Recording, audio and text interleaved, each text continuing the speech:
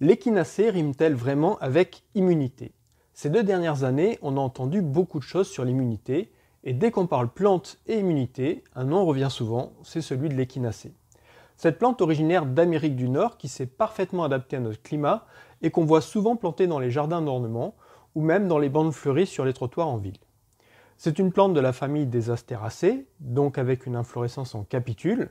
Il existe plusieurs espèces d'échinacées. En général, en phytothérapie, on utilise surtout Echinacea purpurea, mais on peut également utiliser Echinacea pallida qui a l'avantage de faire une racine beaucoup plus grosse.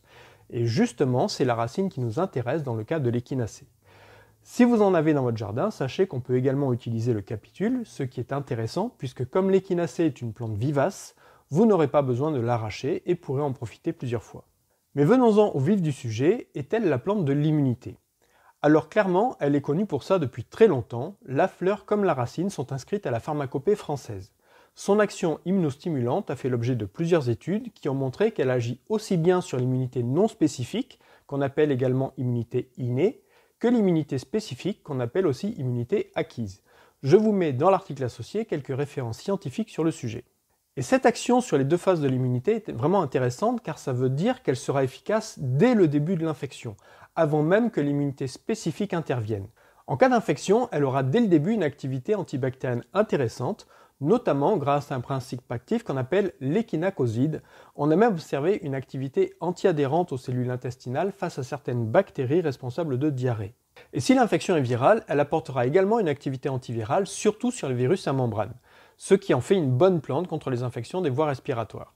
Par contre, et c'est important d'insister sur ce point, car dès qu'on parle d'immunité, on cherche toujours la plante miracle qui nous rendra invincibles aux maladies, les choses ne se passent pas vraiment comme ça. Il n'y a pas de plante miracle. L'immunité est une fonction de notre organisme qui est très sensible à 4 choses. La première, c'est le sommeil.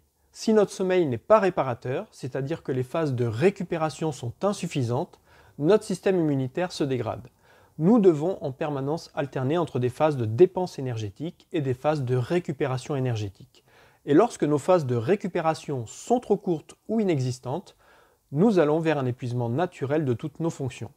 Bien dormir est donc indispensable pour avoir un bon système immunitaire, car certaines cellules de notre système immunitaire font des choses pendant la nuit. On a remarqué notamment que pendant que nous dormons, les globules blancs, qui en journée parcourent le corps via le réseau sanguin, remontent pendant notre sommeil aux ganglions lymphatiques pour développer l'immunité acquise. Ce n'est pas le seul mécanisme complexe qui se passe pendant la nuit, mais retenez qu'une bonne immunité nécessite un bon sommeil. Je vous mets quelques liens d'études dans l'article associé. La deuxième chose importante, c'est notre état de stress. Sans surprise, plus nous sommes stressés, plus notre système immunitaire en pâtit. Et pour compliquer les choses, le stress a tendance à dégrader notre sommeil. Alors bien évidemment, quand nous sommes victimes du stress, on n'a pas toujours la possibilité de mettre fin aux situations qui causent le stress. Suivant les cas, il y aura des réponses différentes à apporter. D'ailleurs, j'en profite pour vous rappeler que je propose une formation en ligne à faire à son propre rythme sur la gestion du stress par la phytoaromathérapie. Je vous mets le lien en description de la vidéo si vous êtes intéressé. Elle est encore à prix réduit pour quelques temps, donc n'hésitez pas à consulter la page qui présente la formation si ça vous intéresse.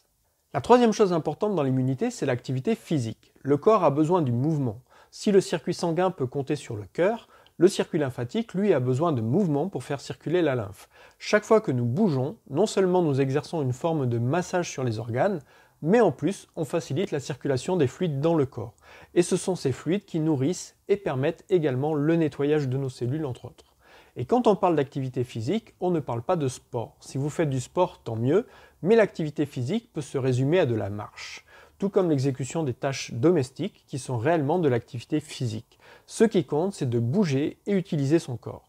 Et enfin, la dernière chose importante et sans surprise, l'alimentation. Je ne vais pas rentrer dans le détail, sinon ce serait trop long, mais bien évidemment, une alimentation équilibrée participe à avoir un bon système immunitaire.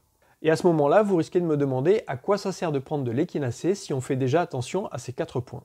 Ce qu'il faut comprendre, c'est qu'il ne faut pas faire n'importe quoi. Si on constate qu'on est souvent malade, qu'on est fragile, que dès qu'il y a un virus ou une bactérie qui traîne, on se la prend, alors ça a du sens de faire une cure pour remonter ses défenses immunitaires. Mais en ayant conscience des 4 points qu'on vient de voir, et pendant qu'on fait sa cure d'échinacée, on voit ce qu'on peut améliorer pour renforcer notre système immunitaire.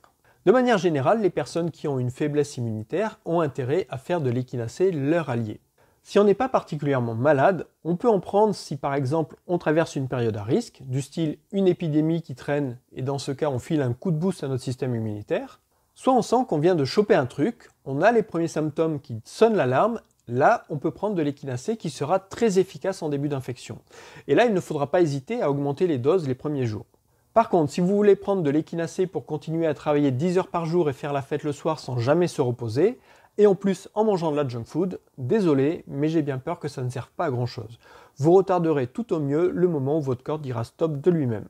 Donc oui, l'échinacée est intéressante pour améliorer le système immunitaire, mais pas n'importe comment. Reste à savoir sous quelle forme la prendre, car on trouvera plusieurs formes dans le commerce.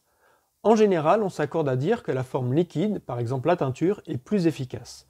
Néanmoins, les formes sèches peuvent être intéressantes, si on fait attention à la qualité, car on trouve un peu de tout et n'importe quoi dans la mesure où il suffit d'écrire échinacée sur une boîte pour dire que ça renforce le système immunitaire. Sinon, j'ai cru voir dans quelques journaux qu'il y avait un virus qui traîne en ce moment, et si vous vous souvenez de ma vidéo sur le cyprès, je vous avais dit qu'on a découvert des vertus antivirales de la noix de cyprès qui pourraient être intéressantes en cette période trouble. Eh bien, il y a un produit qui combine cyprès et échinacée, et sur le papier, ça pourrait être intéressant pour tenter de passer au travers. Je ne l'ai pas testé, mais si vous tapez sur Google phytostandard, cyprès, échinacée, vous le trouverez sans problème. Côté précaution d'emploi, on évitera si on a une allergie aux astéracées ou à une ou plusieurs des substances actives. La littérature dit souvent qu'il ne faut pas dépasser 8 semaines, mais une étude de 2015 montre qu'il est possible de la prendre sur le long terme. Je vous mets la référence de l'étude dans l'article associé. Le point qui fait encore débat, c'est le cas des maladies auto-immunes. Par principe, on déconseille l'échinacée dans ce cas, et je vous encourage à demander un avis médical de toute façon. On demandera également un avis médical en cas de risque hépatique, de grossesse ou d'allaitement, bien entendu. Je n'ai pas parlé de ses propriétés anti-inflammatoires car c'est rarement pour ça qu'on l'utilise, mais c'est clairement l'effet bonus quand on l'utilise pour traiter une infection des voies respiratoires.